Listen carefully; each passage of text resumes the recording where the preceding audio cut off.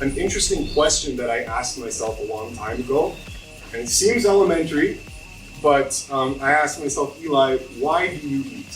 Just simply, why do you eat? You probably think you know the answer to that. Oh, come on, Eli, we're adults, why do we eat? You know, I know the answer to that. We eat. But if you actually just think about it, right, what answers do you come up with? So when I ask myself, why do I eat? I think about it and like, okay, yeah, survival. But what's so great about survival? Why don't I just, kill myself?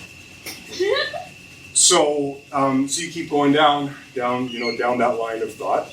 And then, all right, well, I don't want to kill myself. That's not good. So why am I surviving? Well, I'm surviving because of X reason, what, happiness, belonging, family, friends, rich experiences, being of service to others, okay?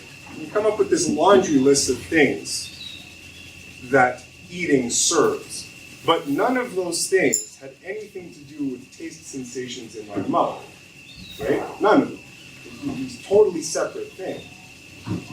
So dwelling on a question like that, it's a good thing to keep in the back of your mind when you do go back home and you are beset by all these influences that may conjure up some old cravings or old attachments. It would be good to maybe just ask that question, because it might reorient your mind in such a way that you recognize that hyper-excitable taste pleasures are not what leads you to all of the splendors that in life that you're actually going for.